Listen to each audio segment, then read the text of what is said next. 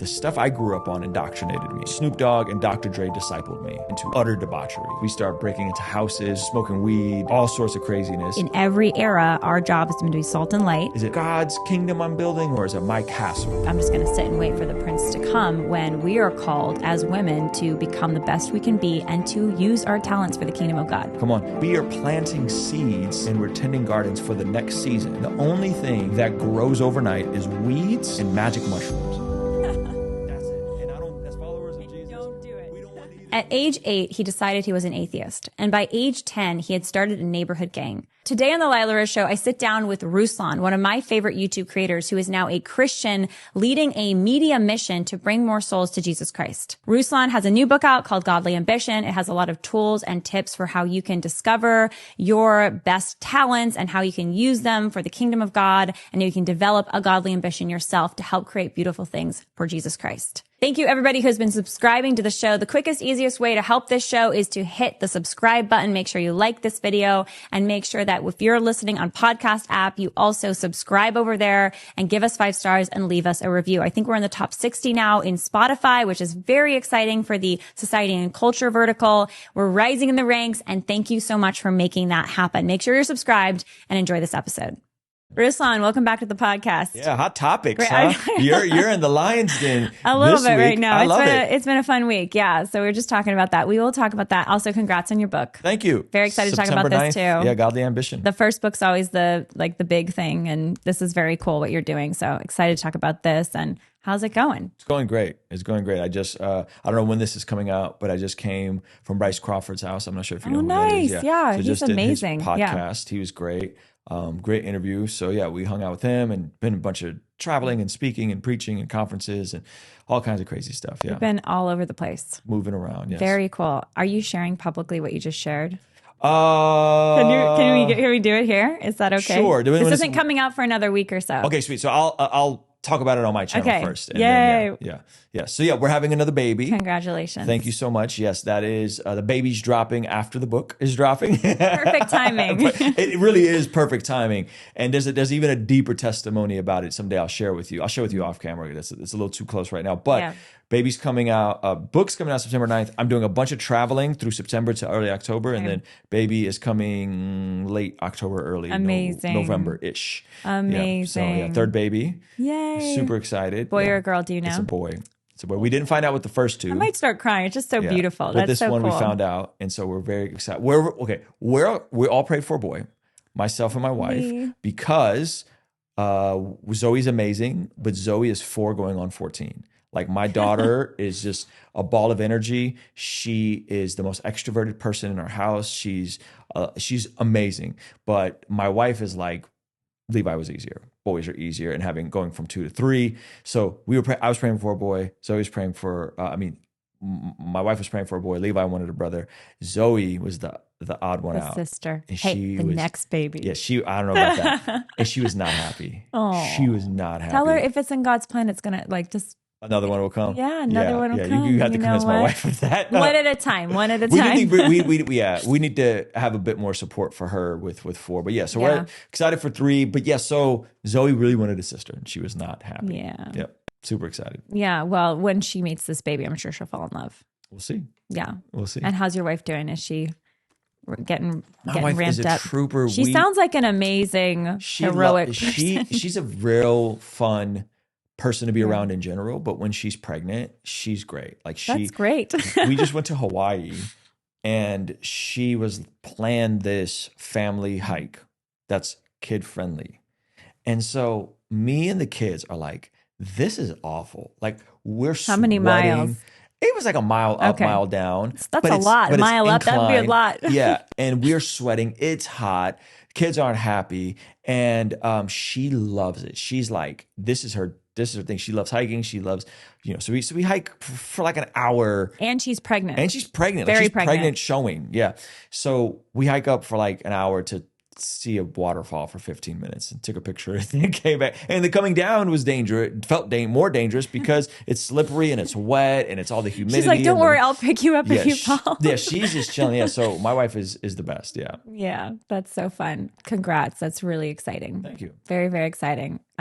Number 3 for us was actually people are like, I feel like the transition to 2 was definitely felt more dramatic than the transition to 3. Okay, that's good to know. Because when it's just 1, you're like learning the baby and stuff, but then it's 2 and you're like, okay, let's, now we have 2. But by the time it's 3, it's sort of like, okay, we're doing this. We have little kids, we're having another one. And then, just keep going. I was just with my sister-in-law this morning. They have 7 under 9. 7 under 9. 7 under 9. God And bless she's like, them. it's so funny when I'm hanging out with her, I'm like getting my kids up and ready to get to the car. And she's like, do you need help? I'm like, Molly, you have 7 kids. I have 3.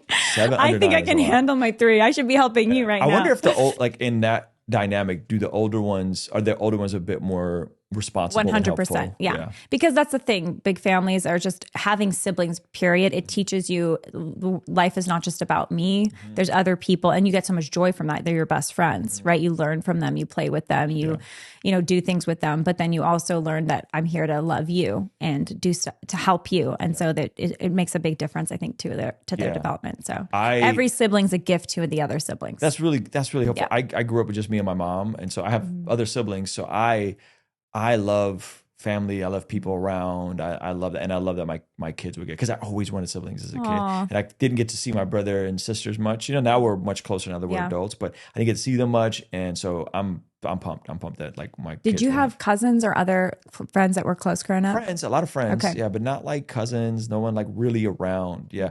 Because my mom and my dad split, and there was a lot of just tension between them, really tension from my mom towards my dad. So I just didn't get a lot of time with other kids that weren't like friends. Yeah.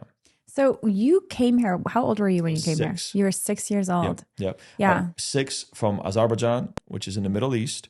It is right next to Armenia. So we're ethnically Armenian, but we came from Azerbaijan as religious refugees because conflict between the Azeris and Armenians, and Azeris getting displaced. Armenians then got displaced from Baku, which is the capital. And crazy enough, just from maybe 3 weeks ago from the time of the recording of or the release of this, Trump just signed the first ever peace treaty between Azerbaijan and Armenia. Wow. They've been warring for 35 years. So in the late 80s is when I came, the pogroms of Baku. Hundreds of thousands of Armenians fled. And you're Christian, religious, persecuted. Culturally Christian. So it's the same persecution. And was it Islamic persecution of Christians? It was more ethnic based. But okay. yeah, in that part of the world, you don't detangle ethnic identity from faith. So it's all the same. You're Armenian, you're Christian, you're Arzi, you're Muslim. It's really cut and dry. And so there's a lot of overlap. And they had hundreds of thousands, like 1 million people displaced and ethnically cleansed from Baku in the late 80s. That's when my dad first left and me and my mom stayed behind because we're more fair-skinned.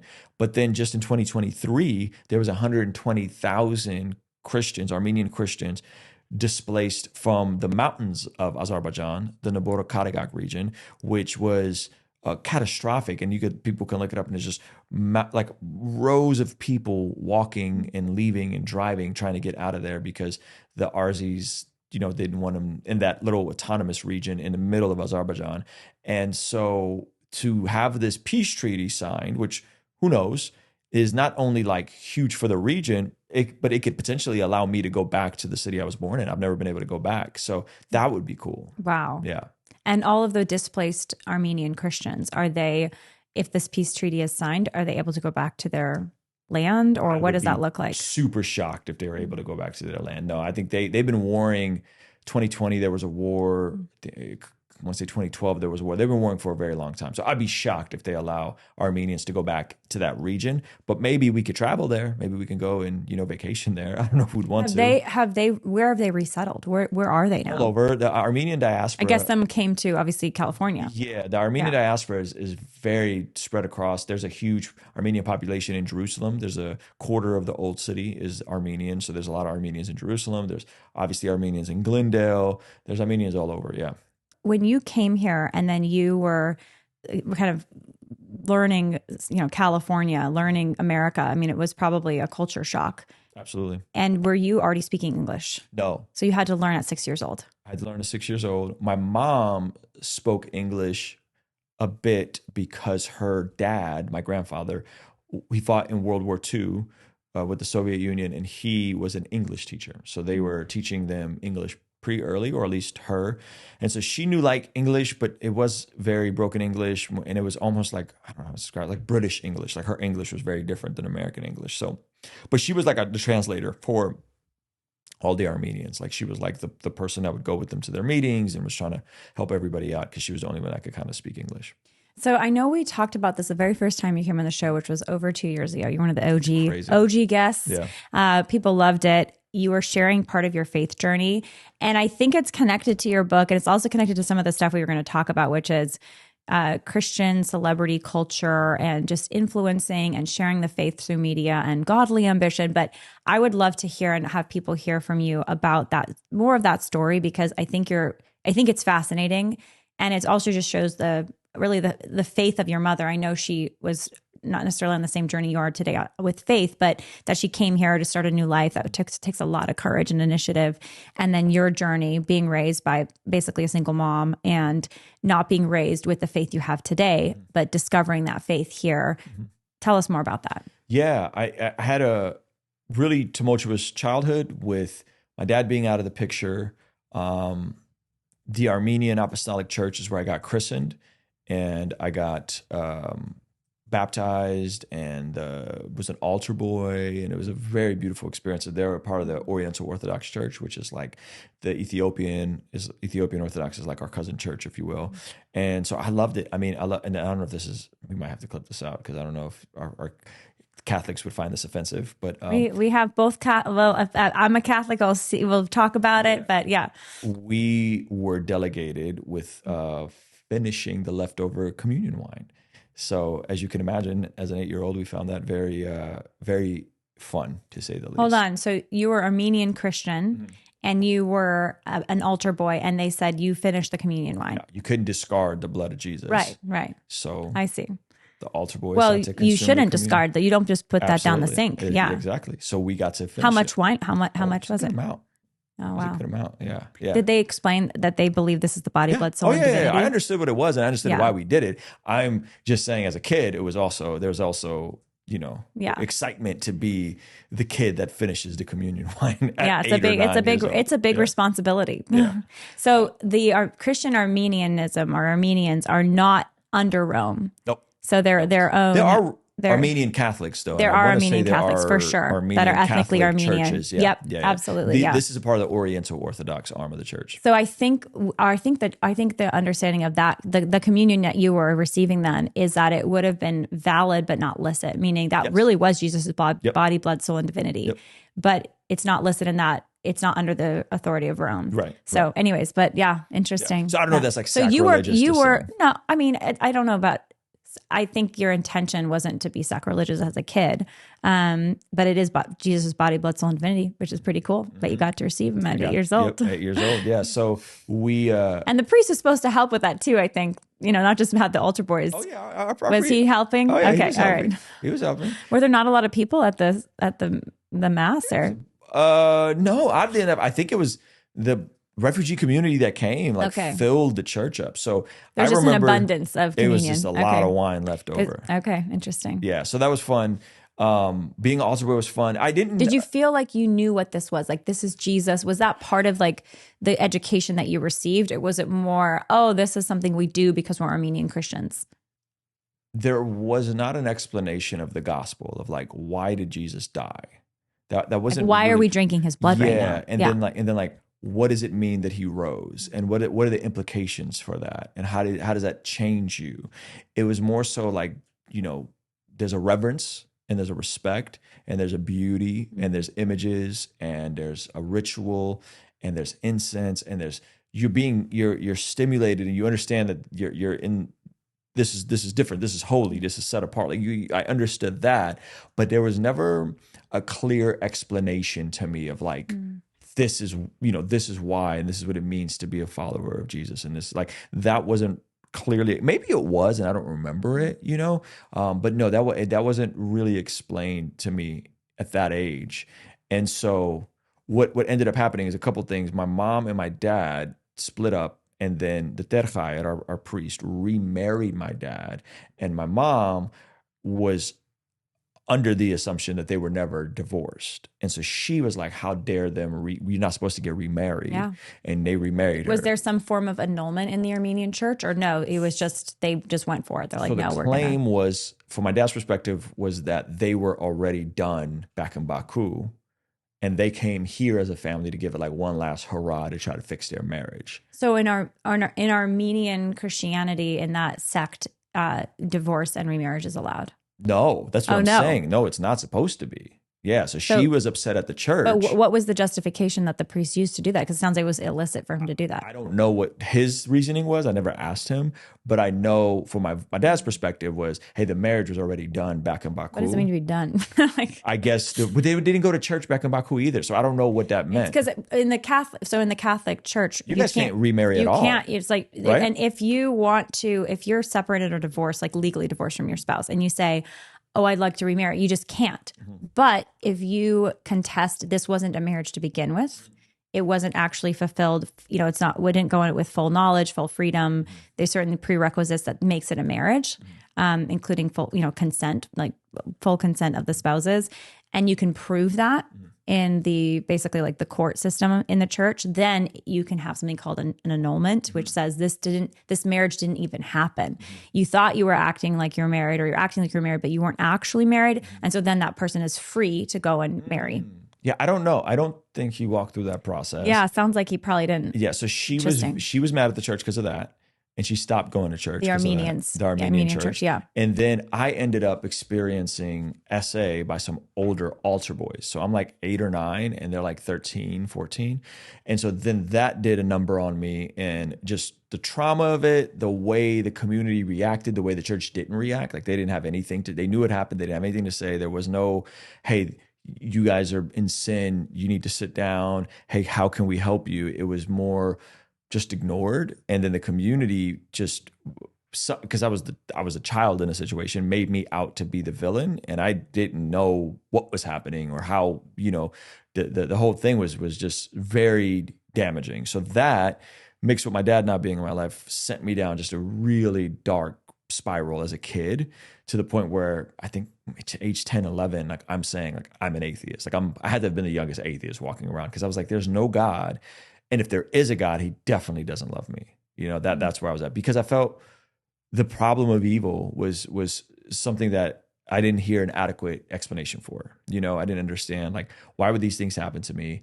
And why was it not dealt with? And the only time anything was ever dealt with was when in 4th grade, I remember getting my ear pierced, because that was a thing. My dad's friend was like a tattoo artist and had an ear piercing. I got my ear pierced.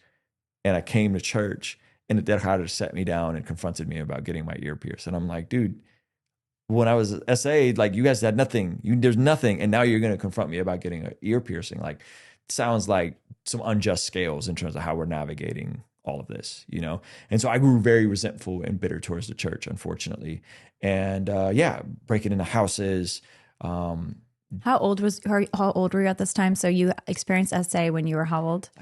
I would say between 1st and 2nd grade, like little. 6 to 8 years old. Yeah, so sorry. Little. Yeah. And you said it was older boys. Yeah. So the boys were probably been 12, 13, 14 years like old. Teenage boys. Yeah. Teenage boys. And they like, there was no accountability, and they weren't like, they just wanted you to pretend like nothing had happened, like continue as an altar boy. That's what it was. Is when somehow someone found out, not only was there that, but then they spun it to make me the instigator and initiator of it all. And I'm like, no, like that's not what happened, So it was this weird framing of it that, in my opinion, was just never dealt with and never resolved, And so that the way it was all handled made me really angry about all of it. The church, my own ethnic group of people, I felt like betrayed me, and so It was the refugee community, and then the rest of the area was a predominantly Black neighborhood. And so like this is around the same time as like the rise of gangster rap, and like my American friends were all into that. And so I immersed myself in, Dr. Dre and Snoop Dogg, the Chronic album, Doggy Style album. And as like an 8, 9-year-old, you're listening to Doggy Style, which is like, I can imagine my 10-year-old listening to this sort of music. Then that was basically what discipled me. It was what indoctrinated me. And this is the 90s, right? This is the early 90s, yeah. And so my coworker, not excuse me, not coworker, our apartment manager, her name is Cherie, was kind of involved in some questionable street activities. Weird stuff would happen, but she ended up taking me and her son Steven, who was like my friend, my best friend at the time, to see Dr. Dre and Snoop in concert at the San Diego Sports Arena. How old were you? I couldn't have been no older. So this is 93, because I think Doggy Style had been out 93, 94. So yeah, I couldn't have been no older than 8 or 9. And so like I'm one of the few kids in the audience, but I'm definitely one of the few white kids in the audience. And it's just like, we had great seats, we're front row, everyone's passing blunts and smoking, and there I am like in the midst of it. And so then I'm like super influenced by this. We start breaking into houses, we start just smoking weed, drinking, all sorts of craziness. And in the midst of this, I get arrested, and at 11, caught breaking into a house. And something interesting happened. Cherie, the same lady that was around, my mom's first American friend, her son was my first American friend, she ends up getting arrested for trying to move cocaine through, we didn't have TSA back then, but through a flight. She got caught. And so she goes to jail for a couple years. Did you know, or was that something your mom knew, that she was selling drugs? We knew she was involved with some questionable stuff. Because here's a really sad story. We and Steven would have, that's her son. Her son would have sleepovers. And so sometimes I'll sleep at their house. We'd have a sleepover. Sometimes he'd come in. And one night, by the grace of God, we were sleeping over at my house. He was at my house. She wasn't home. And her apartment was connected to the back of an alleyway. And so one night, someone drove through the alley and did a drive-by on her apartment. And there was bullet holes and fragments where Steven's room was, which is where we'd have been, and in her room. Wow. And so like, I don't know if they were because coming of the drug dealing we or don't something know. related. We don't know. Was it her? Was it the people she Wow. was with, the guys she would have over? And so she was tied up in some crazy stuff. We knew that much. And she goes to jail for trying to move this cocaine. And she comes out and she is like super on fire for Jesus. Like she's all the way Christian, loves Jesus, is all in. And then our apartment complex, I don't know if she just started converting everybody or she just started moving in friends from her church, but everyone is basically Christian in our apartment complex except the 2 Armenian families, the 2 refugee families. And so then I have to do community service hours because I'm arrested and I got to fulfill these hours. And it's the last minute. And of course I waited. This is 7th grade now. And I remember the only way I can get them done in time is if I did them at her church. So now I'm hanging out at a church. Charles and Willie, that my next door neighbors, I'll have to do the hours with them. And they were just so adamant about telling me about Jesus, telling me that, hey, you know, you have some issues, like you're out of control right now, but like God still has a plan for you. And God, I remember one time they told me, God's going to use you to do great things for Jesus someday. And I was like, you guys are insane. Like there is no God. And if there's a God, he wants nothing to do with me. Mm-hmm. And that's where I was at. And so they just kept planting those seeds. It was a beautiful, they were in the Black Baptist tradition. So that's kind of the Black gospel music is, and that their temperament was interesting because they would tell me the truth. Hey, you got some issues. Like you're in sin, you know that, right? But they would never withhold like grace and mercy and affection from me. Like they would still told me, hey, you're going to turn it around. Like it's going to be okay. And so those were like the first seeds planted. And then everything gets crazy. I get the community service hours done, but then we break into another house. And you're 12 at this point? How old are you? This is 7th grade.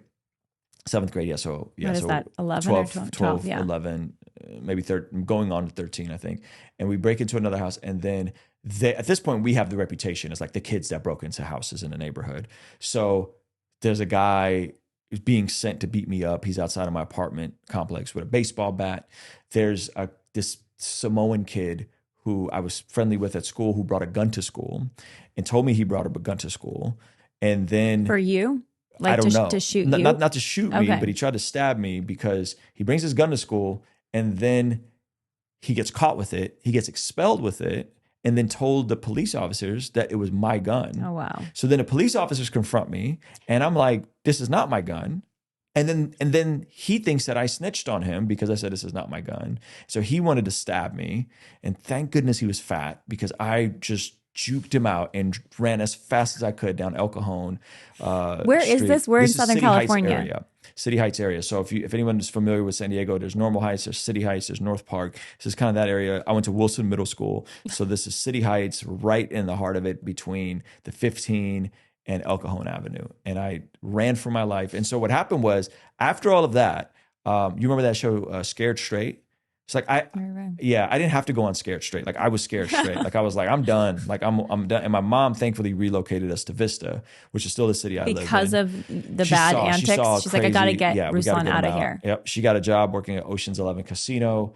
And Vista, I came to Vista, moved to Vista, and I went from having like a 1.0 GPA to having like a 3.8 GPA by the end of my 8th grade year. Like I flunked to 7th grade. Why? Like what was the environment? I think in hindsight, I think this was the mercy of God, and that like I got the partying out of me by the age of 13. I was done partying. I was done smoking weed. There was nothing there for me. I know that like that the trajectory of this is I'm going to die or I'm going to end up in jail. And so this is before really understanding anything about Jesus and the gospel. Like I knew that like this is not the life. Like I'm not built for being criminal. Was there anything that your mom did in changing the way she was parenting you that helped you see that, or no? She just was like, the best thing she did was get you out of that space as quickly as she could. She was working nights. She was a single mom. Yeah. It was hard. Wow. So she got me out of it. Subsequent year, my freshman year, I get into music. I win a talent show. And there's this girl that I'm starting to talk to, and the only way I could see her over the summer is if I go to church with her and her family. So that's how I started going to church. She's always a girl. And then I started hearing the gospel more and more, and my heart slowly softened. Another 2 or 3 years of wrestling with God and apologetics and polemics and other religions and all that sort of stuff. And then finally, like at the end of my junior year, I finally had like a come to Jesus surrender moment when me and that girl finally broke up. And plugged into a church, started serving, started leading Bible studies. And that was, almost 25 years ago. Wow. Yeah. Praise God. 7 Weeks Coffee is America's pro-life coffee company on a mission to fund the pro-life movement and help moms and babies in need. What I love about this coffee is it is from the top 1 or 2% of beans in the world, and it's also mold-free, pesticide-free, ultra-low acid, and organically farmed. And this is where you and I come in. Not only can we subscribe to 7 Weeks Coffee and get the most delicious coffee delivered right to our door, we know that with every single purchase we make at 7 Weeks Coffee, they are donating a full 10% to pregnancy resource centers in need. And a huge congratulations to 7 Weeks Coffee for hitting over $1 million donated to pregnancy resource centers and moms and babies in need. Go to 7weekscoffee.com today. Subscribe and save a full 15% off your order. And when you use the code Lila, you get an additional 10% off your first order. That's a full 25% off your first order at 7weekscoffee.com, and you'll also get a free gift. Order today and help fuel the pro-life movement. EveryLife.com is America's pro-life baby diaper and wipes company. I love EveryLife.com, and I use EveryLife diapers and wipes for my little ones because these are a best-in-class product that are clean. There's no harmful dyes or fragrances or phthalates in this product. It is designed to be healthy for your little one and good for your little one's skin. If you go to EveryLife.com/join today, by joining the Changing Lives Club, you not only get 10% off your monthly diaper and wipes subscription, in addition to that, you'll get a free tote bag, and EveryLife.com will donate a box of diapers and wipes to a mother and baby in need. That's everylife.com/join. Use the code Lila.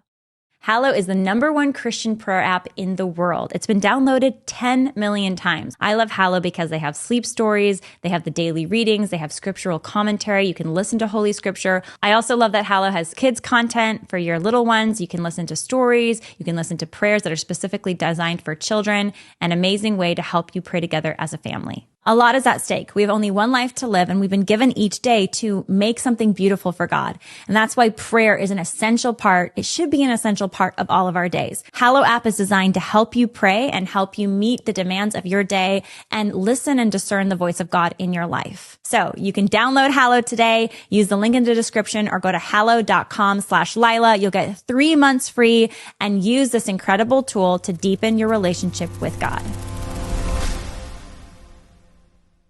And it's so beautiful to hear that you were a smart kid, like deciding you're an atheist at whatever it was, 8 years old. And then, obviously God's merciful. He's always working on all of us, but he got you. Yeah. He got you at 17. Yeah. Yeah. But there were some foundations there before. But to your point about the Armenian Christianity, like you didn't feel that you had really understood or were told the gospel. It sounds like the why behind the motions that you were doing. Yeah. I didn't quite get it. And I don't know if maybe I just didn't want to get it. Maybe I was too hardened. Maybe I was too young. I don't know. But yeah, I definitely didn't understand it. And then it just kind of came alive when I was a teenager. And so that turned into, hey, I want to use my gifts for God. So that initially looked like music and trying to figure out how to use that for God. And then I met my wife.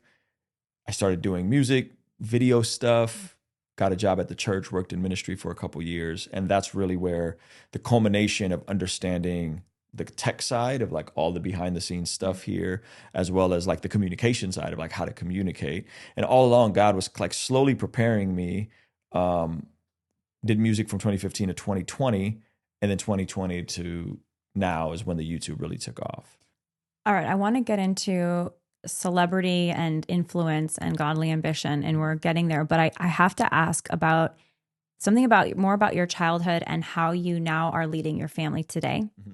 And I think it's really inspiring to see because you're raised by a single mom. You went through like refugee, didn't even know the language, got caught up in, I don't know if gang is the right word. Was that a gang? That was our own gang. You were a gang. Yeah, we were a gang. You were a gang. We jumped each other in, but it wasn't. All right. You literally invented your own gang at age 9. I was an inventor. You were an early inventor. You were a leader, Ruslan. You're a leader today. You're just a different kind of leader then. But and then you went through sexual abuse, like you've been through a lot in your life already, like fleeing your home country, like all of this.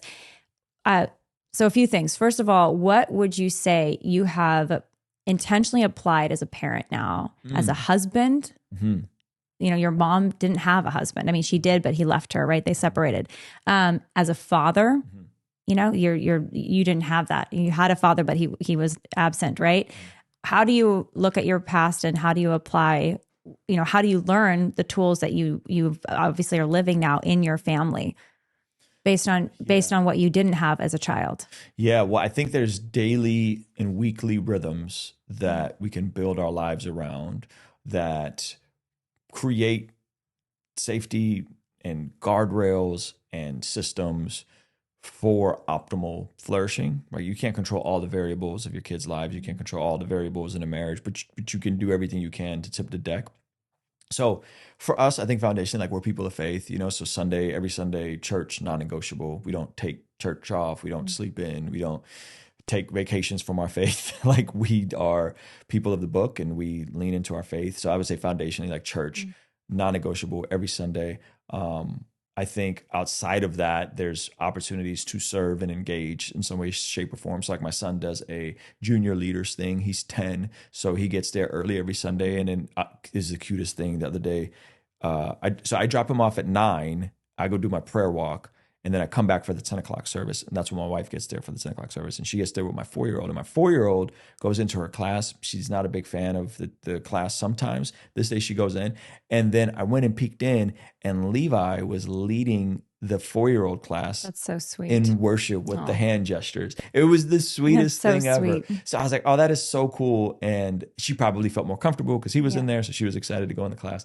So I would say, yeah, church is a big rhythm for us. And not just like, go to church, like be a part of the church, like engage, serve. My wife leads a women's group at the church. She does this super cool thing called Kids King Production where they do plays and productions. Oh, cute. Yeah, for Easter, every Easter and every Christmas, they do a big production. And it's a cool way for the kids just to learn scripture and learn stories that connect to the gospel, and then they end up memorizing scripture, and then they bring their family, and it's super cool. So she does that, and then I help with the young adults. So I would say church is huge. I would say having meals together, like dinner together. So we almost have every single dinner together. Sometimes we have breakfast together. It depends on if it's the school happening or not. But yeah, I'll say dinner, traditions and dinners. So like Rose and Thorn, every single night, Rose and Thorn. And then I'm trying to what is the rose of your day? What's the thorn of your day? Exactly. Yeah. What is the high? How did you guys come up doing that? We do that too. Yeah. We do. What was your low light and your highlight? Yeah. I like Rose and Thorn though. That's cute. Yeah. Rose and Thorn. Just to get people opening up at the dinner table. I love that. Yeah. My mother-in-law lives with us, so she's a part of it, Sweet. And so, yeah, every night we do it, and it opens them up. And then I'm always trying to find okay, what did I read in the scriptures today? What can I tie in to this moment to kind of speak some word of God into them. So I'd say that's like a rhythm that we've developed, fairly consistent. And the kids look forward. They're always arguing about who's going to go first. And, I'm going to do my rows first.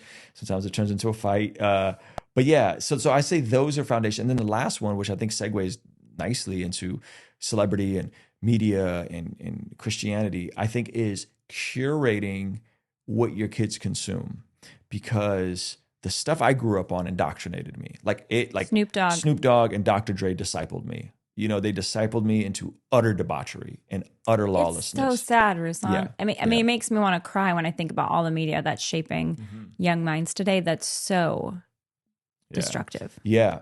Maybe So someday I'll meet Snoop and Dre and we'll have this conversation. Give him a hug and give him the gospel. Yeah, because it's like I don't think they understood the ripple effects and the influence that they had. They just thought that we were being, edgy and fun, but it's like you're brainwashing a 9-year-old right now. Yeah, straight up. And so the media that my son has access to, the music that he has access to, the stuff he's watching, like it is so wholesome and so edifying. So musically, music drives a lot. I think music plays a huge factor in it. Like musically, the in my opinion, the best music being made right now is by Christians, right? So if you're talking flat out like hip hop stuff, like Indie Tribe, No Big Deal, John Keith, and these are friends of mine. So like he's meeting his favorite rappers because they're just coming over to do a podcast. Or that's awesome. Yeah, we're going to Smoke Fest this weekend. It's a big Christian rap festival. Smoke Fest. so yeah, it's called Smoke Fest. But no smoking. It's like a play on it. It's called Holy Smoke Fest. Oh, right? Nice. Okay. So you're like, there's no smoking here. There's no smoking, just the Holy but it's Smoke Ghost. Fest. Yeah. So he gets to meet these people that he listens to, and it's wholesome, it's edifying. Then there's like Hovey and Forrest Frank and all these guys that are like crushing it. I mean, Forrest Frank right now is doing arenas. He's in arenas, 15,000 people. Come Holy Spirit with the Forrest Frank stuff, like the miracle that he just experienced. Yeah, with his back he just had his broken. back healed, right? And so this is now. And it's so, I don't know if you tracked, because someone told me about him recently. I didn't even know about him, but someone told Forrest is an acquaintance of mine. A few months ago. Yeah. And I was looking into stuff like, oh, this is great. I like these songs. And then I started following him and I saw him saying, oh, my back's broken. I'm like, poor guy. Like, pray God, I hope he feels better. Yeah. But then I was tracking his story of his back being broken. He explained how God had been this advisor of him, spiritual advisor, had been telling him to journal after his concert series and to start getting equipment to film his music process. Then he like flat on his back after this accident on a skateboard. And it's like the Lord was allowing this to happen to tell a larger story, a testimony. And then he starts, that hilarious account, Fig and the guys who collabed with him on the Lemonade song. The Lemonade song, yep. I don't remember the name of their account, but it's like Fig and something. Really talented guys, but they're all doing it via IG, is my understanding. Like it's all like this crazy collaboration, Holy Spirit moment, and then you have this fun song that my kids love listening to in the car. It's incredible the stuff that's happening, and just to brag on Forrest, like he really is that guy. Like so cool. Sometimes people are like, oh, like he makes music for kids, or like it's too happy, like it's too positive. Right. And it's like, yeah, but you don't understand how important music is to kids, right? And then seeing him live and kind of knowing his team a little bit, we saw him in November in front of like 1,400 people at the North Park Observatory, and then we just saw him at the San Diego SDSU Arena in front of like 11,000 people, sold out crowd, incredible stuff that God was already doing with him. Like God was already doing stuff. And then to see this whole thing. So like, this is the sort of stuff that like is an amazing time in media to have this. Really quick, for people that don't know the end of the story, can you share what happened with Forrest? Yeah. And also, can you give us sing us the lines? Life gave me some lemons, now my Jesus, he making lemonade. Lemonade. Yeah. So he was thinking that the miracle was just in the fact that he documented it. He was thinking the miracle was in the Lemonade song being the #1 song. He was thinking that that's it. And then at 2 weeks, I think he fractured two vertebrae or one vertebrae. And this is all like verified. Like he's showing you the x-rays on his Instagram. And that's a big deal, by the way. My husband had a back injury. He was, in the Navy and rowing and all this stuff. And it's a big deal to get a back injury. Like you don't just like, oh, no problem. I'm going to like just walk away. Like it's a lot of pain. There's a lot of like physical therapies you have to do and time it takes, et cetera. Yeah. So the projection for the recovery was supposed to be at a minimal 6 weeks, but more like 6 to 12 weeks is how long that was supposed to heal without surgery. And then at 2 weeks, he says he randomly got up, and this is all on Instagram. People can go look it up. He says he randomly got up, and he posted a video right after this. And he said he forgot to put on his back brace and was picking up his kid and was like, I don't have any back pain. Like, I'm healed, you know? And he in a video, he's like, hey, I put the back brace on just for measure, but I called to get emergency x-rays to see. And then apparently upon the x-rays, he was totally healed. Either way, it's God. It's incredible. It's God, yeah. Whether it's a instant healing or whether it was a facet, like a sped up healing, whatever you want to call it. Expedited healing, it's incredible. And so this is the stuff that like my son is growing up with, like the media and the music that he's growing up with. That example. Yeah. And then having a household that's immersing him. I'll brag on some of the other stuff that's like really, really awesome.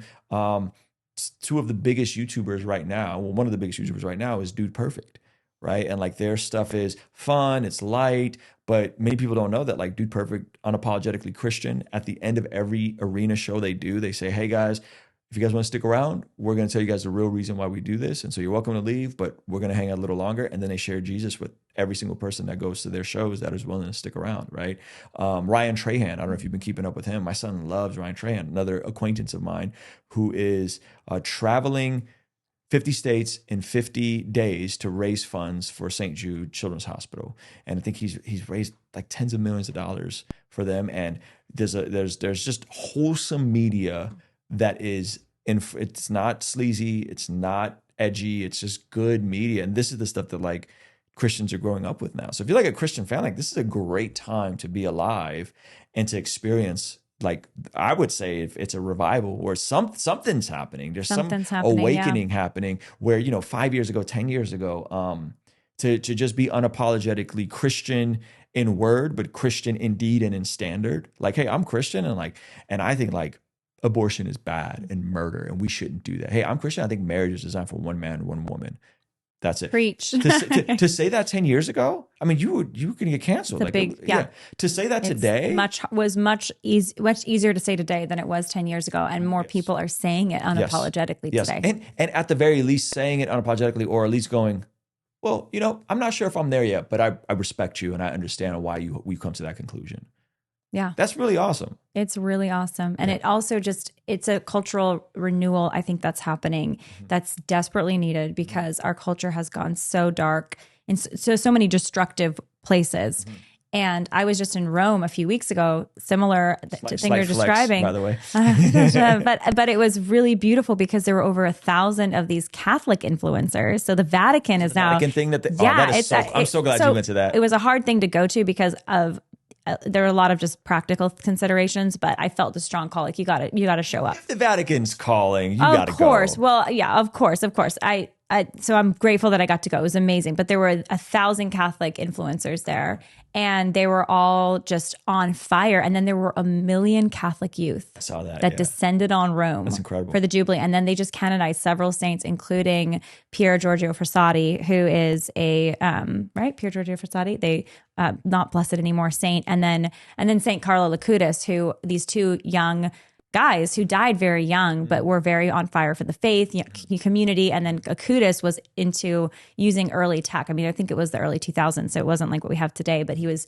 basically documenting Eucharistic miracles. And so it's just very beautiful to see this resurgence of young people and creators who are using, with all of our flaws and imperfections, but we're using together whatever craft we can and technology to share the good news. Amen. Yeah, it's incredible. It's incredible. And it's a privilege to be a part of it. Yeah. And I think that the amazing part to add to everything you're describing is that there seems to be some sort of shift. Gavin Ortland calls it a vibe shift. He's like, something's happening.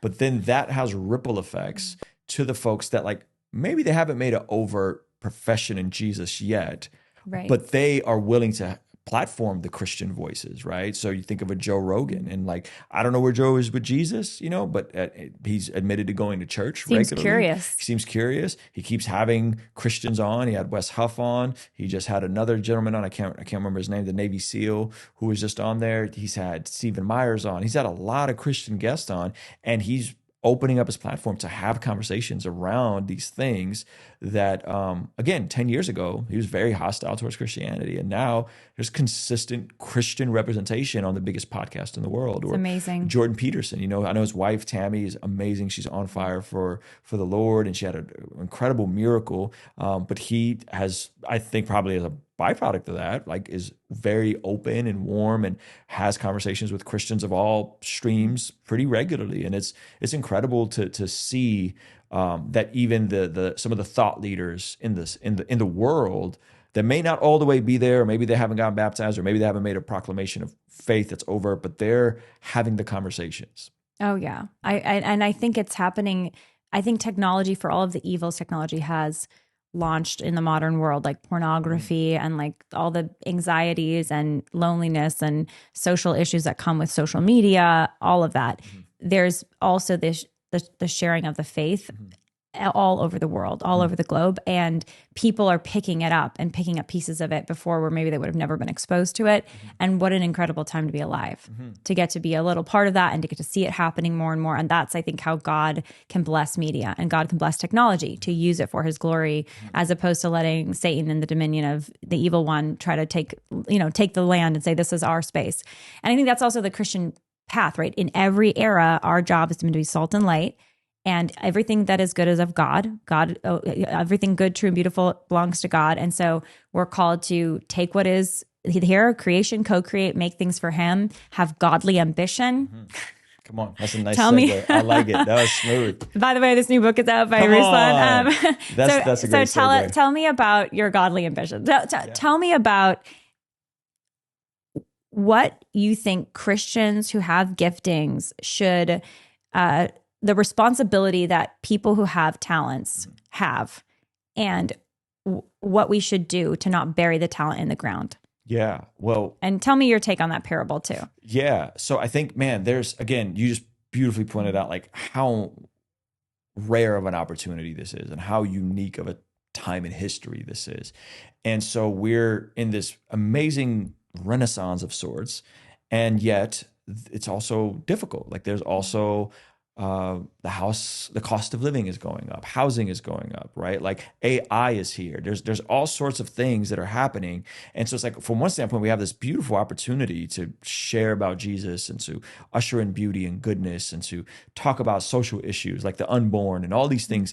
From another standpoint, like it's getting hard, right? It's getting hard for people. And so young people tend to be the most susceptible. They tend to naturally be a bit more liberal, and they tend to naturally be a bit, considering the things that they're being influenced by culture in different ways, right?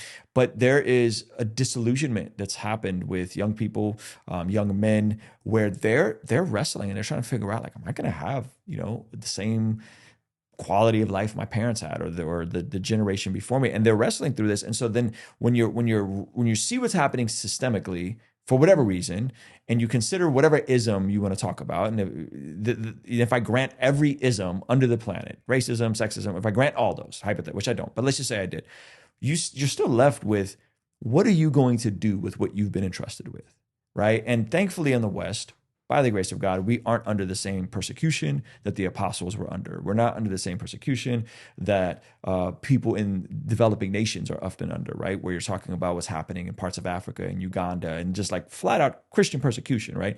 That's not what's happening here, right? Right here, generally, if you're a follower of Jesus and you're living by his ways, it tips the scale in your favor to thrive and flourish and be blessed to be a blessing, to help those that are being martyred, to help those that are without clean drinking water, to help those in your local communities.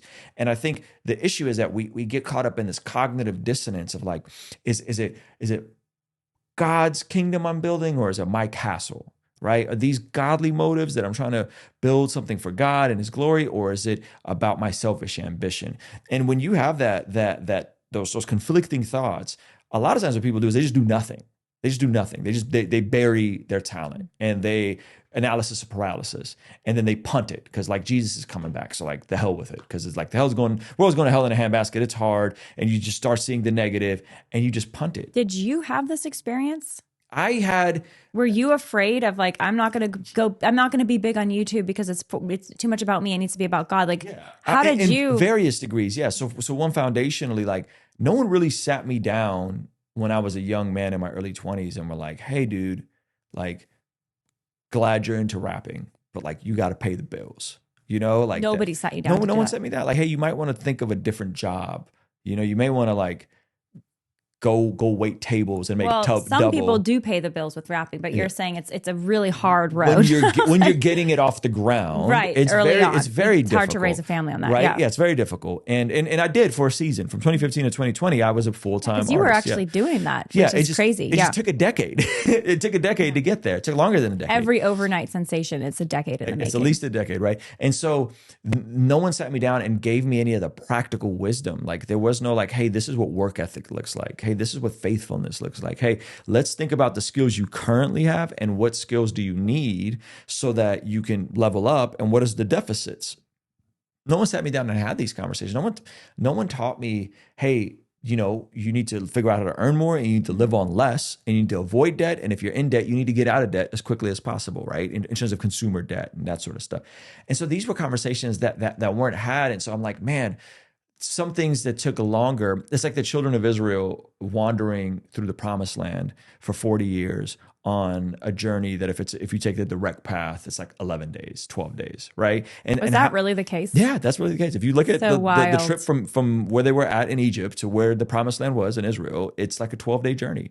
And here they are wandering for 40 years. And how many of us are wandering in our purpose, wandering in our calling, wandering in our just virtues? Wasting the opportunities before us. Like we only have one life before this eternity. And the good news is in eternity is what counts, right? Yep. But he wants us to do whatever the best we can with what we've been given.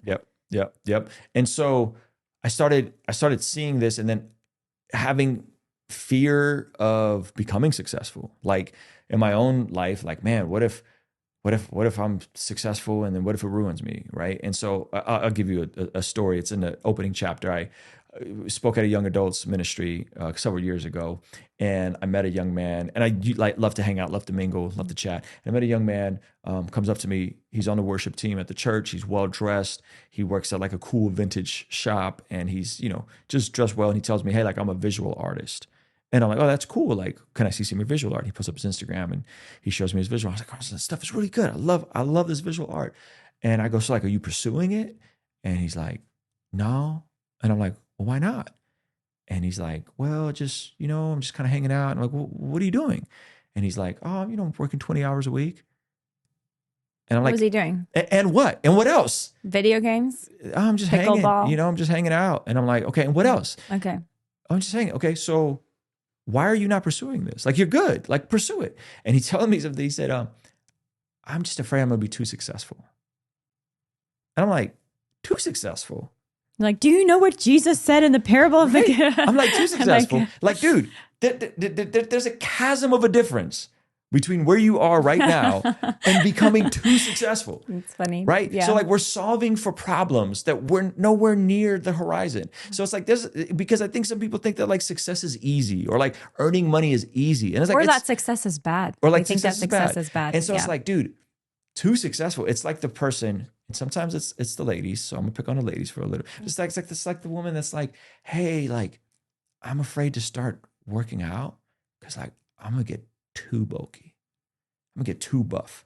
And like, hey, there's a chasm of a difference between like where you are now, one rep, and like looking like Dwayne "The Rock" Johnson. You're like, just do 10 push-ups. That's all you have to do. Trust me, you're not gonna become too bulky. Like, let's just get outside and get 10,000 steps and do a little bit of strength training, right? And so I think like we start solving for problems we don't even have yet. And the reality is that in his situation, he just needed to sustain himself. Like, you just need to move out of your parents' house first and foremost. Like, you need to make sure that you can cover your own expenses as a young man, right? And so that temperament, like, I'm afraid I'll be too successful, is very prevalent. You know what's interesting? I think about women, and a lot of women, they want to be moms, they want to be wives, which is beautiful. Most of us are called to that. Mm-hmm. And we should prepare very intentionally for that. Mm-hmm. But I've heard some women are like, okay, well, I don't want a career because I want to be a wife and a mom. So they're kind of like just waiting. They're like waiting. Mm-hmm. And I'd say, well, it's not about so much the career as it is about using your gifts and talents to love people. Come on. That's what it's about. Come on. So think about it that way. And if it turns into a career, which it probably will in some way or another, let the Lord bless it. Yep. And be open and be prepared for and preparing for wife and motherhood, because that's what your heart is and where you feel called. And your career can then serve your wife and motherhood, not the other way around, right? But I think there is a sort of, damsel in distress, like I'm just going to sit and wait for the prince to come, when we are called as women to become the best we can be and to use our talents for the kingdom of God. Come on. And the beautiful part about you said to love people, right? I think love and serve people. And so when you learn to love and serve people the way Jesus loved and served people, it changes you. So like my last real job before I was in ministry is a real job, but like my last like Joe job is I worked with adults with developmental disabilities, and I got to serve people who are often forgotten about by the society at large. They're kind of invisible. And I had this beautiful opportunity to serve people who were developmentally disabled. I would pick them up. I would take them to the gym. I'd take them sometimes to run errands with me, take them to school, take them to the beach, take them to the library. And it was one of the most fulfilling jobs, because what it did was, in me serving people and making it about other people, it changed me. Like it transformed me, and it made me a more loving, patient person, right? And I think sometimes we think virtues are just going to fall in our lap. Like God's just going to sprinkle magic virtue dust on us, and then we're going to be these virtuous, godly people. And it's like, no. It's just to work out your salvation with fear and trembling, right? For God has worked in you and given you a new heart, new desires. And so it's like, we're working out these things, and that whether that's, hey, you want to be a visual artist, great. Like start pursuing that, start figuring it out. What other skills do you need to be a successful visual artist? You probably need to learn social media. You might need to learn video, might need to learn SEO. Or it's like, hey, you want to be a mom? Fantastic, beautiful. Okay, so how can you serve people? How can you serve people right now? Maybe it's learning to cook. Maybe it's right. I don't know what. No, I think what I say to single women is, if you are hoping to be a wife and a mother one day, which again, highly recommend, and I think it's a calling for most women, not all, but most, then you should be doing the things today that will prepare you to be a good wife and a mother, as well as developing all of your gifts. Like don't let some of your gifts just sit because it's more career related. Like I'm really good at, I'm really good at business, but I'm not going to do business because I'm just going to be you're single right now. Yep. You're open to love, invest the gifts that you have today. Yes. And young people have this window of time, like between 18 to 25, before they may get married and have a family, where you have a lot of time, you got a lot of opportunities, and you don't have a lot of responsibilities. And so like that window, that 18 to 24, 18 to 23 window can set you up for the next decade. And it especially, within the context of family, like it requires a degree of persuasion, a degree of encouragement for your kids, for your husband even, right? Like a question my wife will get all the time, this is such a funny question, is like, hey, like, how do I get my husband to be more ambitious? And my wife is like, I got nothing for you, because like I don't know that, but I think the deeper question is like, how do I encourage him and call him to something greater than he even sees for himself right now? And be a helper for him. And know him for him. Because I think the other thing that's connected to all of this and unlocking your full potential of your time, talent, and treasure is your personal, what you bring to the table, what God has given you in terms of talents, but also temperament and your personality. And people that are more hard drivers naturally, like we just had on this lovely couple talking about temperaments, and the choleric temperament or the sanguine temperament, people that are more like friendly, happy, and more hard drivers, people that are more like idealistic, big thinkers, versus people who are more like just kind of the chill people that like harmony. And again, these are just like boxes that you don't put the person fully in, but you say this is an element. This can be an element, right? And so if you're married to the man who's more phlegmatic, let's just say as an example, they're not naturally as ambitious as maybe a choleric. And I'm not even saying you're a choleric. I don't know. I would guess choleric, actually. Sounds about right. The kid who at age 8 is like, I'm an atheist. You're probably like a choleric, melancholic. But anyways, but that's also part of all of this is when you love someone or you are wanting to do what God is calling to you and let God love you fully, right? Yep. Part of it is being known. Like, what are my areas I need to work on? What are my talents? What are my fears? You get into fears a lot, I know, in this book. Like, getting very, very personal, because what works for Ruslan might not work for the next guy or the husband of your wife's friend, right? And so that, I think, is really key, is like making it super personal, so we can understand, how do we really motivate this person, encourage them, or how do I get myself motivated and encouraged? Yeah, and I think ultimately what I'm exploring in the book is, like, when it comes to calling, purpose, identity, like, why are you supposed to be here? I distinguish, even in the book, there's a chapter on calling, and I distinguish, hey, there's a difference between your purpose, your assignment, and your calling. Right? Like, so our purpose is steady. Like, everyone who exists has a creator, and our job is to know that creator and make him known, to know God and make God known. That's every person that has existed. That's your purpose. Know God and make him known. Your assignment looks different based on what is happening in your day-to-day life. So, like, my assignment when I was working with adults with developmental disabilities is different than my assignment now. My wife's assignment when she worked 2 jobs while we were just trying to get out of debt and figure out our life is very different than her assignment now as a mom that stays home with the kids, homeschools them, and helps us with the business, right? Like, these seasons are different. And I think in America, we tend to equate our purpose with what we do for money. And our purpose is not what we do for money, because what we do for money may be an assignment. And our purpose, sometimes the most valuable thing, like motherhood, like, in my opinion, like, what is more valuable than cultivating godly offspring, right? Motherhood and fatherhood, yeah. Well, yeah, motherhood and fatherhood aren't always rewarded with a spike in the GDP and what you're generating for the economy, right? Long term it is, but it individually is, you're not getting a paycheck. Yeah. And so it's like, Right. but it's extremely valuable, right? It's so important. It's so essential. And so, like, purpose is steady. Your purpose is the same. Your assignment will change, which should give you a breather and go, okay, I'm in a season right now, like this, your season. And then when you understand that your assignment is changing, then you could be excited for the season, because that season may not come around again. Like, when your kids are little, and it takes a lot to make sure they don't kill themselves, because a lot of the first couple of years is like, let me just make sure this child. My son Leo this morning was walking down the stairs, or maybe it was yesterday, with the scissors. Yes. And I'm like, well, thank God I was there. And I don't know, again, he's so smart, but I'm like, we don't walk with scissors. We just don't. But Mom, I need it for. I'm like, we just don't. We don't walk with scissors. We don't run with scissors. We don't do it. We don't run with food in our mouth. Run with it. Yeah. And so it's like, how, like, but that season, like, this little window of time that we get with our kids when they're little. Yes, it's hard, and yes, it's challenging, but we don't get that back. So when you understand it's for a moment and it's for a season, you can be more present in a season and say, man, my 4-year-old's never going to be like this again. She's going to be more mature at 5, and she's going to be more mature at 6, and enjoy the moment that you're in. And so that's the difference between purpose and assignment. And then the last part is like the calling. And the calling, I define calling as the overlap between your mission, like the thing that keeps you up at night, your vocation, what do you currently get paid to do, or what could you get paid to do, and your passion. Now, passion is a tricky word, because when we say passion, we often think, what is the thing that makes you euphoric and happy, right? Like, I was passionate about basketball, but, like, I'm 5'10" and Armenian. Like, I'm never going to be a professional basketball player. It's not in the cards for me, right? But I was quote unquote passionate about it, right? And so people say, like, find something that you love to do so much, you'll do it for free, and you'll never work a day in your life, right? And it's like, no, like, work. We're called to work, right? But the crazy. By the way, I think that's a temperament thing. People that are like the sanguine temperament, everything's great. It's like, I never worked a day in my life, but that's more like your personality than it is the reality, I would argue. But and that's great to point out, because you take personality things and you prescribe them at scale for all of society, and that's not helpful. But the wild part about that word passion is when we look up the second definition of passion, it actually says agony.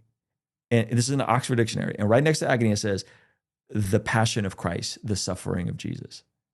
That's crazy. So passion is actually demonstrated by not what makes you euphoric and feel good. Passion is, what are you willing to suffer for?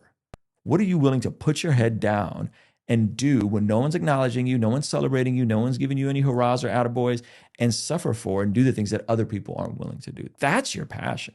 And I'm not saying we're going to suffer like Jesus, but Jesus demonstrates his passion through the cross, through suffering for other people, for serving other people. And so I think, like, if we can tap into that and we go, wait a minute, so it's not about me. I'm not the center of the universe. That I'm not the main character in this story, Jesus is, and that I'm ultimately here, and God's deposited some burdens in my heart, some things that keep me up at night, and I have some skills that I can currently get paid to do, And I have this thing that I'm willing to suffer for it in a way that no one else is willing to suffer. The overlap of those three things is what your calling is. That's a great tool. Yeah, it's in a book, and there's a free little PDF that we actually are doing with it too. I like that. Have you been thinking about this for years? Oh yeah, I've been thinking about this for because you've been living it. You've been just figuring it out as you go. Yeah, because in my own journey, like I knew that I love Jesus and I love ministry. Yeah, but I knew that I wasn't a pastor because pastors have a temperament. A pastor is someone that can shepherd you. A pastor is someone that can show up to the hospitals, so someone that will do the funerals, that will do the counseling. They will be in you through the thick of it. And that is a very specific gift set that I knew I did not have. Like I knew. Do you know your Myers-Briggs? I've done it. Are I don't you remember it. ENTP probably? I don't remember it. I need to redo it though. Can you do it and get back to me? I'm curious if it's an ENTP. Okay. Would be my guess. And Yeah. I'd probably, but yeah, I totally hear what you're saying. And all of these different elements are like different personalities, different skills, different persons obviously are needed to build up the kingdom of God. But I like your framework I like the very practical element of your framework. Quite frankly, I know a lot of men are going to be benefited by this, but it goes for women too. Okay, how does this translate into your daily bread too? Like obviously Jesus is our daily bread, and I believe in the Eucharist, like he is the daily bread. I get to go to mass in the morning and get to receive him. But in terms of your daily work, what does that look like? And how is it? Yeah, money is not a bad thing. Money is wealth, sign of wealth, and wealth creation is good. We're actually called to that. Amen. So it's not like, oh, you have a secular job. This is not under Christ's dominion. Like actually it's all under Christ's dominion. Under Christ's dominion. That's right. So it should be all done for Jesus Christ and for his church. And so what does that look like for the individual? I like your framework of understand what can you do that can actually make money. Yes. Where you're adding value so someone would want to pay you. Because what is money? Money is a sign of like wealth creation, right? It's a tool of transfer of wealth creation. And I'm not saying that as well as an economist on this show would probably say it, but it's an exchange of value. That's all it is. It's an exchange of value. Just little pieces so of what slips, value are you bringing? What value are you bringing? And if you have specific temperaments, specific passions, specific anchors that keep you up at night, and then you have skills that can complement those, you can start by just being a bigger asset right where you are, right? And that usually is connected to a skill deficit, right? So like for me, I knew that I liked ministry, but I knew I wasn't a pastor. I knew that I liked music a lot, but I knew that I didn't want to travel anymore. And I also knew that I like to be more direct with like music is sometimes it's a little artsy and you're trying to tell stories, right? You're good at talking. I'm good at talking. And so then it's like, okay, so it's like, I don't want to go into ministry. And I did the music thing. And then I found this beautiful overlap of YouTube and like contextualizing and preaching from the church and finding that out. And that was a journey. Like that was a process to walk through. I wrote a book, which is I had a skill deficit, right? I knew that I wanted to communicate these ideas, but they were just jumbled all in my head. They were just, and so I was like, okay, no, you got to sit down and you need to think about what you want to share with the world. And you need to organize it and then put it on paper and then put it in a way that connects with people and tells stories, right? And so all of that together is the daily process of discovering these things, but then also being faithful. So I break it down into two buckets, and then one word that I think will help people. Bucket number one is every single one of us has to work to eat, right? Thessalonians talks about, Paul says, a man who not work ought not eat. So every single person has to figure out a way to work to eat. That looks like sustaining yourself, paying the bills, taking care of responsibilities, right? Can I do a very quick sidebar? Yeah. I don't lose the thought because I want to hear about the other bucket and the one word. For women, again, this is we've done episodes on this, but I think there's a lot of women have a desire to be stay-at-home moms, which is very beautiful. And I fully, I consider myself a full-time stay-at-home mom in the sense that I'm, primarily with my kids and things like that. But anyways, a lot of women don't want to have to work. They want to just be at home. But being at home is working. Is work. Being at home is working. My wife works so hard. She works so hard. So I think instead of the framework of my husband works and I don't, it can be more like who's responsible for which element of the family economy. That's right. That's good. And I think that framing I think frees up, it creates more unity, quite frankly. It's not like you're providing and I'm just here. It's like, well, we're sharing the family economy. You're providing in this specific way that's really essential and I'm so grateful for.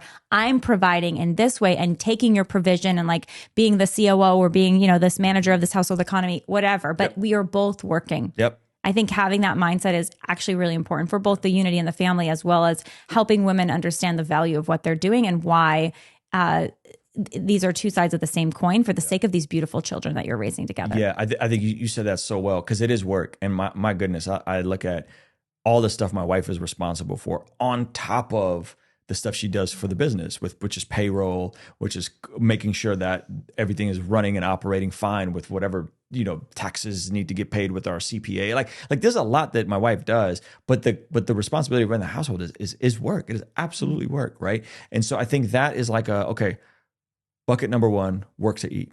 The second bucket, and this is where people get caught up, is the second bucket is sow to reap. Sow to reap for the next season, right? So me and my son Levi, my 10-year-old, we were in the backyard and we were eating cherries. And I am not a freak. I don't swallow the cherry seeds. I spit the cherry seeds out like a normal human. And I spit the cherry seed out, and I got them on a napkin. And my son goes, "Hey, Dad, we should plant a cherry tree in our backyard because we have like a couple apple trees and whatever." And I'm like, "All right." So I'm like, let's Google how long it takes to grow a cherry tree. How long do you think it takes to grow a cherry tree?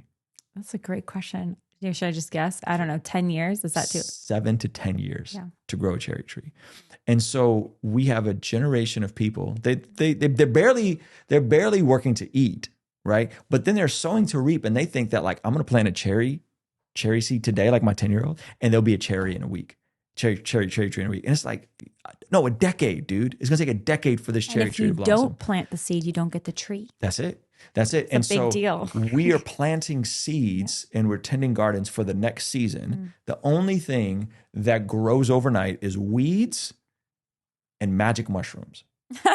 That's it. And I don't, as followers of Jesus, don't do it. We don't want either. We don't want weeds in your garden, and you don't want magic mushrooms. That's the only thing that grows overnight. And so you have to work to eat, and then you have to sow to reap for the next season, and to say, hey, what do we want life to look like in 5 years, 10 years, 20 years, 30 years, right?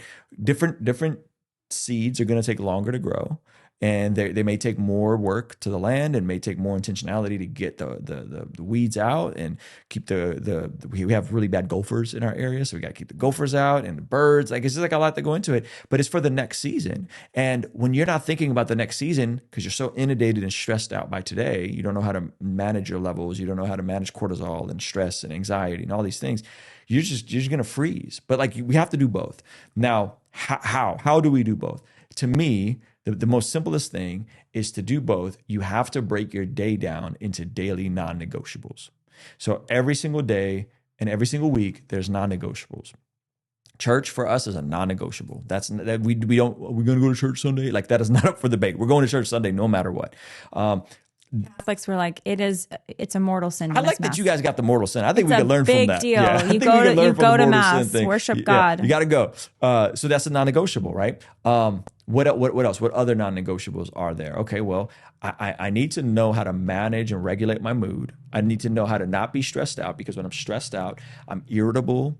I'm short with my kids. So I need to know how to manage my own mood. What does that look like? That means I'm going outside and I'm walking, I'm moving, getting fresh air, I'm seeing the sunlight daily, I'm exercising. That just helps me function and not be a jerk to my family. Just those things alone. So I got to have a little bit of non-negotiables to take care of myself. I got to have non-negotiable. I'm always reading the scriptures every day. I'm praying every day. I'm trying to learn something every day. What skill deficits do you have? Okay, what skills do you currently need to you currently have that can complement the skills you need to get, right? So I'm learning every day. I'm trying to learn. I had never written a book before. I had to learn to write. I had to understand the process of telling stories and packaging information, right? Just like the, remember 5-point paragraphs, tell them what you're going to tell them 3 points, right? I had to relearn all that sort of stuff, right? So there's a skill deficit I had, but I can talk. And I had ideas, so I had to learn to write. I had to learn to. So what are we learning on our day-to-day basis? What plans do we have? And then you can get as detailed as you want. We got out of debt. We were $100,000 in debt. We got on a budget that we meticulously tracked. We didn't go out to eat for a season. It was about 18 months. We went scorched earth. We only ate out, no vacations. And in 18 months, we were debt-free. That was a sacrifice we made in the short term to have a longer, beautiful freedom to have more margin in our life. So it's the crazy part is, whether you're trying to get out of debt, whether you're trying to garden, whether you're trying to build something, the beautiful part is when you think about non-negotiables, they've done studies, and you've heard the 10,000 hour rule. You got to be 10,000 hours to be an expert. But here's the flip side to the 10,000 hour rule is you can become competent in almost anything with 20 hours of deliberate focus. So 20 hours of deliberate 20 focus. instead of 10,000. Instead of 10,000. So you want to learn to play guitar. Say you were like, hey, I want to learn to play acoustic guitar. I want to lead cheesy worship songs, right? Okay, 30 hours a day, 30 minutes a day. Spread that across 5 days a week. In 4 weeks, 30 minutes of deliberate focus, you can learn to play at a competent level those cheesy Christian worship songs, right? You want to learn to code. You want to learn to do video editing. You want to learn to design. You want to learn AI. Like fill in a blank. 20 hours of deliberate focus, and you could almost fill any skill that you need to fill. Now, some of us are going to be faster learners based on previous skills.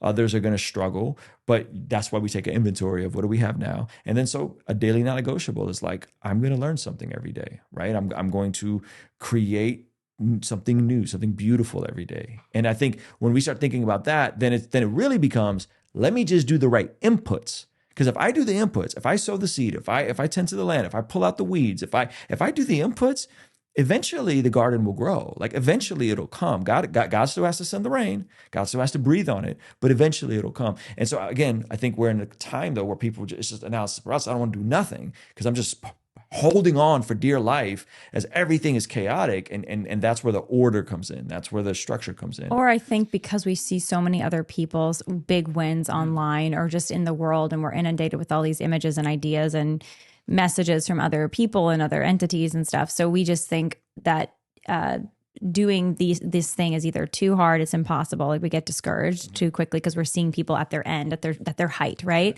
Or we think, we are, if we start trying and it's hard and we try for a few weeks and it doesn't work, then therefore we can't do it. Mm-hmm.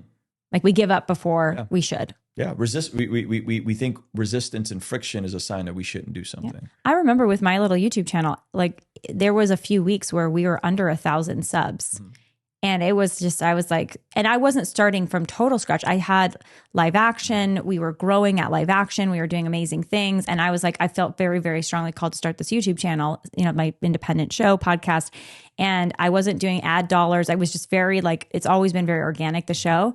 And I was starting and I was like, okay, this is like, am I ever gonna, So I hear people say, oh, it's too hard, or I stopped going because it wasn't taking off. I'm like, you got to show up. Mm-hmm. Whatever it is, you have to put the time in over time. And how many subscribers are you at now? I mean, I think we just hit 350. Come on. We're not at almost 800 like you. But you're at 800. But you did that in 2 years. It has been 2 years. I've been fairly consistent on YouTube since 2018, so you forged the path, Ruslan. Yeah. But that's a testament to like what happens when you just put your head down and just do the thing. You just do the inputs over and over. And again, you had some momentum, you had some other skills, you had some other influence. And so you did it in 2 years. But how many, so say you don't have any skills. Say you want to do it, you love what Lila is doing, you love what I'm doing. You're like, I want to do YouTube. Okay, great. If you have no influence, no connections, no relationships, it might take you 10 years. Yeah. Are you willing to suffer for 10 years? Right. And there'll be wins along the way and there'll be losses along the way. And often when you are deliberate and focused and are actually paying attention and not just doing the thing, because whether it's the 10,000 hour rule or the 20-hour rule, the key is deliberate focus, right? Deliberate focus. So if you're doing a YouTube channel, are you paying attention to the click-through rate? Are you intentional about the titles? Do you have a thumbnail? I remember the first 5 years I did YouTube, I didn't have a thumbnail. Like I was just winging it. Did you know that thumbnails mattered, or it wasn't really in your mind yet? I didn't know until I went to my buddy Sean Cannell's very first Grow with Video live conference, and he made me sit down with what is it called? There's a software that people use for YouTube stuff, and we still pay the subscription because I'm so loyal to these people. I can't remember. vidIQ. Give him a shout out, Ruslan. Yeah, shout out to vidIQ, which I still pay for. Do we use vidIQ? Because vidIQ sat me down. They sat me down and they did a channel audit, and they looked at my channel and they said, "You need to do thumbnails. If there's one thing you need to do, how much did you have to pay for that advice?" Nothing. Okay. I was at a conference. Amazing. I was a $200 conference. But you showed up to the conference. See, that's the thing you were doing. Like God cannot move the car that is parked. Like you have your free will. You got to put the car in motion. That's right. Pray, do your best, and then let God be your jet fuel, I guess, for your car. Let God bless that. Yeah. And he does, and he will. Yeah. I was at 5,000 subscribers. This is August 2018. And you got there pretty quick. Yeah, that one thing, I mean, in a year, I 3x my subscribers just through that, right? Just through thumbnails. Just through thumbnails. And so that's what I mean is like people, the comparison thing is brutal because and if you're struggling with comparison, like you might need to take social media off your phone for a while. Like you might need to just unplug from everyone else, or be very intentional with who you're allowing. Because if you're just looking at people's highlight reels, it's going to distort you. Like you're going to think like, oh, why am I not there? And it's like, yeah, because you didn't put in 10 years of work. I've found with comparison and comparison doesn't have to be bad. It can actually be really great in terms of someone can educate and inspire you to greatness. And so I found when I see creators like yourself, who I look up to in terms of what you've built, and I see what you've done, and I say, okay, I want to learn from this person. I admire them, what they're doing. And so that's a positive comparison in that sense. But if you're looking at someone, you're just like, oh, now you're like self-flagellate. I'm not, or you're just judgy them, like, no, like whatever. That is not constructive. Yep. It's unconstructive comparison that leads to self-criticism or criticism of others. Yep. That's just destructive. So no need to do it. Then you can unfollow or mute or get yourself off of social media. Yep. But I think there can be really positive comparison. That's good. And I think the way you combat that, like, I think you're getting almost like that competitive spirit is just by celebrating people, like celebrate 100%. Other people. Like when you're going viral, like I'm excited. I'm cheering you on in the comments. It's for a good reason. You know? I mean, it's usually for a good reason. I know. I try to always make it for a good reason. I think it depends who's making me go viral, you know, like which part of the internet is doing the viral part. But yeah, totally. Yeah. This is very exciting. So this is coming out when? So it's available September 9th, but we're doing a special pre-order. So they can buy it on Barnes & Noble, Amazon, all those, wherever they buy books. But what we're doing is we're providing people with a pre-order incentive where if they pre-order it and they get a screen grab of their receipt, they can go to mygodlyambition.com, and there's a package they get. They get the first 4 chapters in audio video, which I think I sent over to you. So they get me reading the first 4 chapters, telling the backstory of some of the things in the book. They get the first 4 chapters in the ebook. They get a 25% off code for our shop. They get the Godly Ambition action sheet for free as a part of the pre-order. And they get an exclusive podcast with me and Jonathan Pokluda, who did the forward to the book. Nice. Amazing. Yeah. And then on mygodlyambition.com, they also can see the events we have coming up. We're doing 3 little book launch events, one in Nashville, one at Rhythm Church in Oceanside on September 9th, and one in Dallas on, I think it's September 30th. Amazing. And so all they got to do is just RSVP for the event and then bring a proof of purchase for the book, and they get in for free. And I'll be signing all the books at those events. So if you're in Nashville, if you're in Dallas, if you are in Oceanside or San Diego, Orange County area, all of that is on mygodlyambition.com. And so, yeah, pre-order the book.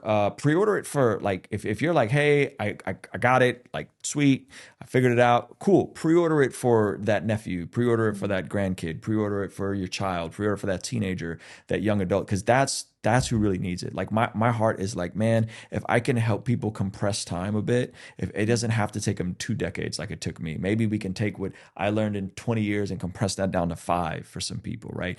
That's the goal. It's like we don't have to wander in the desert like the children of Israel for 40 years on something that could have took us 2 weeks to do. And it's a mentoring of the younger generation, which is what you needed when you were in your early 20s. I was talking to Rice Crawford, and he's like, bro, I wish I had this when I was 18. Just going fast. Me too. You have it now. I wish I had it. I know. Because we talked about it. We had great stuff and great resources and Wild at Heart and Every Young Man's Battle and all, and it was great. And it was like, yes, awesome. Like, stop looking at porn. Like, porn's bad. Stop looking at lusting after girls. Bad. Okay, great. But what am I supposed to do? Like, what else am I supposed to do?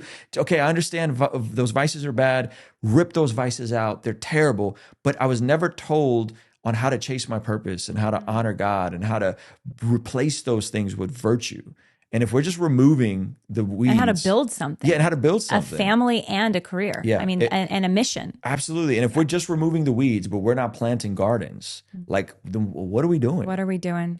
Okay, to finish us out here, if you could leave our listeners with 3 truths or tips or tools, and you've already given us a few sneak peeks into the book, which are very cool frameworks people can use, but 3 truths, tips, or tools that they can use, and you can refer back to what you've already shared if you'd like, but that you think are key to people understanding their own path here and living a godly ambition, what would those things be? Yeah, I would say foundationally, Luke chapter 22, I would read that, the story, it's the Last Supper. It's a beautiful story. Jesus, this is in a parallel passage, he washes their feet, and then he's saying, one of you guys are going to betray me. And then you would think that they would like, oh, get it together, like it's bad. They start arguing about who's going to be the greatest in the kingdom. So this is like they just misread the room, right? Washes their feet. Hey, one of you guys are going to betray me. And then it says, and then a dispute arose among them about who is going to be the greatest. He's about to go to the cross. And they're is arguing, crazy when you think about it. And so it's like they're expecting this political kingdom to be established, and Jesus is about to go to the cross. And so something interesting happens. I mean, this isn't the first time they argued about who's going to be the greatest, by the way. This is an argument they've had before. And so Jesus does something interesting. He doesn't rebuke their desire for greatness. He doesn't rebuke their ambition. He doesn't reject their ambition, which Jesus had no problem with rejecting and rebuking. He rebuked Peter, right? There's times but he does something interesting. He redefines greatness. He redirects it, and he redeems it. So he redefines it and says, the Gentiles and the pagans, they lord over each other, and they're dominating over each other. It shouldn't be like that among you. The greatest among you should be the biggest servant among you, right? So he defines greatness and ambition, and he says it's actually about service. It's actually the biggest servant is the one that's going to love and lead people well. So I think one, like, understand that God's not against your ambition. He's not against your dreams. He's not rejecting and rebuking you, but he is redirecting it and redefining it and saying, hey, it's service is what godly ambition is about. Stewardship is what godly ambition is about. So those people that are struggling, like, I don't know if I want to do this thing, or Lila built this nonprofit. I feel the same thing, but I don't know if I can. Like, you can. And Jesus is not rejecting that, and he's not rebuking that. So I'd say foundation, like godly ambition, is servanthood and stewardship. It's being faithful and putting others above yourself, and it's serving them, and it's being faithful with what you have, your time, talent, and treasure. So I said foundationally that. I would say number two is your identity should not be something that is what the world is telling you that you're valuable because of the amount of money you make, or because you're a star athlete, or because you are good looking, or you're not good looking, or whatever. Like, that is an outside in identity. And it also, your identity isn't an inside out identity. Your identity is not what you feel you are, right? Well, I just feel ashamed. I feel broken. I feel like I'll never be any better. I feel I'll always be an addict. No, your identity is actually, and J. Warner Wallace coined this. I love the language. It's not outside in. It's not inside out. It's top down. Your identity is who Jesus says you are. Your identity is defined by what God says about you, not what you feel and not what the world says. And so I think the more we get a hold of that top-down identity, that's and in anchored. Baptism, you literally receive the water in the name of the Father, Son, and Holy Spirit, and you become baptized, adopted into the family of God. You become a new creation in Christ. That's right. And it's a new identity. And so in that, I'll segue to the third point, that new identity, then what happens is people go, okay, I understand God isn't rejecting my ambition. Praise God. I understand I have a new identity. How do I then discover God's will for my life, right? And I think that the question is flawed, because what we're really asking is, what is God's will for my life? And I think God is much more concerned with why and how than what, right? So it's like, what do you want? Well, I want to get married. Okay, praise God, you want to get married. Why do you want to get married? You want to get married because you need validation and affirmation, and you're insecure, and you're codependent. A lot of dudes do this with women. Hey, why are you on the phone till 4 o'clock in the morning, sharing all your deepest, darkest traumas? You need a therapist. Like, you don't need a girlfriend. You need a therapist. Like, go to therapy and deal with your junk. Your girlfriend's not your therapist, right? I feel lonely. I feel isolated. Okay, those aren't good reasons, right? But if you're like, hey, why do I want to get married? Oh, I want to get married because I want to have a godly family, and I want to usher in goodness and beauty, and I want to honor God with my body. Okay, now we're talking good reasons. And so it's the why, and it's the how, and the how matters. How are we going about dating? How are we going about career? How are we going about launching that nonprofit? The how matters to God. So it's less about the what. Should I start the nonprofit? Should I not start the nonprofit? Should I start the YouTube channel? Should I not start the YouTube? It's hey, why do you want to do it? Is it about God's kingdom or your castle? And then two, how are you doing it? And so the way I simplify this, and we could end with this, is God's will for our lives is in God's ways for our lives, the ways of God, the way he moves, the way he operates. And God's ways are in God's word. They're in the scriptures. So lean into God's will by going to God's ways. You examine God's ways, you go to God's word. And the more you walk through that process, the more you'll start discovering that God's will is not this fork in the road. Oh my gosh, I went left when I should have went right and I screwed up my destiny. Not like the message in a bottle. It's not that. It's day to day. It's more about who are you becoming and less about what you're doing. Amen. Thank you, friend. Congrats. Thank you. It's a big deal. It's really hard to write a book. Yes. You've written one. So I wrote one. It was that. really hard. Yeah. And I'm very impressed. And I think this is a beautiful message. And I'm so excited for its launch. So congratulations. Thanks for also just being the light that you are. Thank you. For so many people. It's an inspiration to me and grateful for you. Well, thank you to you for having me on again and again. And thank you for coming to our Blessed God Summit. That was very fun. Lila came to our Blessed God Summit. You guys fun. know this. Lila came, she was like a beetle, guys. Was I? She Wait, what's a beetle? They swarmed you. You were like Paul McCartney. They swarmed you. You were like Beyonce. There were great people there. Yeah, I remember walking out at one point and you just had a circle of people around you. It was fun. I was like, oh my gosh, like we got to get Lila some security. Like what is going on? You're just like chilling, talking to everybody. I had fun. The people at the Blessed God Summit were really great people because they were these very sort of big-hearted, passionate, driven, curious, like loving people. Kind of entrepreneurial, a little bit like walk to the beat of their own drum, willing to do things differently, but really wanting to make an impact on the world. It was a great crowd. So yeah, great job. Maybe we'll have you back again. That was really fun. We're about to do it again at the Seabird. So let's do it. That's great. All right. Thank you. Awesome. Thanks. Thanks so much for listening to this episode of The Lila Rose Show. Hope you all enjoyed it. Don't forget to subscribe, like this video if you haven't already. And if you're listening on podcast app, make sure to leave a review and subscribe so that you don't miss future episodes. A huge thank you to our partner, EWTN, the largest religious broadcaster in the entire world. EWTN is reaching millions of people every single day with the beautiful truth of the gospel. You can watch new episodes of The Lila Rose Show 24 hours before they hit podcast app over at EWTN.com/on-demand.